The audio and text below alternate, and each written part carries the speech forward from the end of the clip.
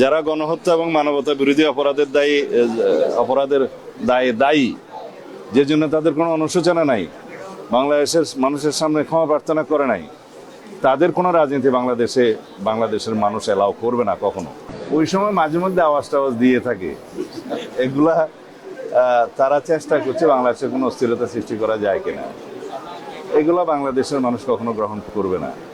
যারা গণহত্যা এবং মানবতা বিরোধী অপরাধের দায়ে দায়ী, যে জন্য তাদের কোনো অনুশোচনা নাই, বাংলাদেশের মানুষের সামনে ক্ষমা প্রার্থনা করে নাই, তাদের কোনো রাজনীতি বাংলাদেশের মানুষ এলাও করবে না কখনো।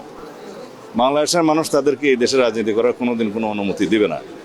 তারা বিদেশ থেকে মাঝে মধ্যে অভিযোগই দিতে পারে, চিৎকার করতে পারে, এগুলো আমরা মনোযোগ দিচ্ছি না। সেনাবাহিনীর পক্ষ থেকে ক্যাম্প স্থাপন করা হবে যাতে এই সমস্ত অপহরণ ইত্যাদি এই সমস্ত অপরাধ যেন দমন করা যায়। উনি জিইউসি সাহেব পরীক্ষা করে দেখবেন, আমরা তাকে অনুরোধ করেছি এবং সরকারি পর্যায়ে সেনাবাহিনীকে আমরা অনুরোধ করব সেই সমস্ত জায়গায় ক্যাম্প স্থাপন করলে এই যে অপহরণের মতো ঘৃণিত অপরাধগুলো দমন করা যাবে বা হ্রাস করা যাবে।